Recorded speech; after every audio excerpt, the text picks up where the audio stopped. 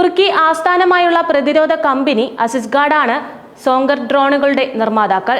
2019 ഏപ്രിലിൽ ഇവ ആദ്യമായി നിർമ്മിക്കുകയും 2020 ഫെബ്രുവരിയിൽ വിജയകരമായി പരീക്ഷണം പൂർത്തിയാക്കുകയും ചെയ്തു. പിന്നാലെ തുർക്കി സായുധ സേനയ്ക്ക് ഡ്രോണുകൾ കൈമാറി. തുർക്കിയിലെ ആദ്യത്തെ തദ്ദേശീയ സായുധ ഡ്രോണുകളാണിവ. ഈ ഡ്രോണിന് 140 സെന്റിമീറ്റർ വീതിയുണ്ട്. 45 കിലോഗ്രാം ഭാരമാണ് ഇവയ്ക്ക് വഹിക്കാൻ കഴിയുന്നത്. ലോഡില്ലാതെ 35 മിനിറ്റ് പ്രവർത്തിക്കാനും കഴിയും. ഇതിന്റെ പോർട്ടബിൾ അൺമാൻഡ് ഏരിയൽ സിസ്റ്റത്തിന് തത്സമയം വീഡിയോ പ്രേക്ഷണം ചെയ്യാനും കഴിയും. സൈനിക പ്രവർത്തനങ്ങൾക്കായി രൂപകൽപ്പന ചെയ്തിരുന്ന ഇവ കര, സമുദ്ര മേഖലകളിൽ പ്രത്യേകം പ്രവർത്തനങ്ങളിൽ ഏർപ്പെടുന്നുണ്ട്. ലക്ഷ്യം കണ്ടെത്തൽ, പ്രദേശ നിരീക്ഷണം, ഭീഷണികളെ നിർവീര്യമാക്കൽ എന്നിവയുൾപ്പെടെ വിവിധ സൈനിക സുരക്ഷാ പ്രവർത്തനങ്ങളും കാര്യങ്ങൾ നിരീക്ഷിക്കുന്നതിനായി പൈലറ്റ് ക്യാമറയും തോക്കിൽ ഘടിപ്പിച്ച ക്യാമറയും ഇവയ്ക്കുണ്ട്.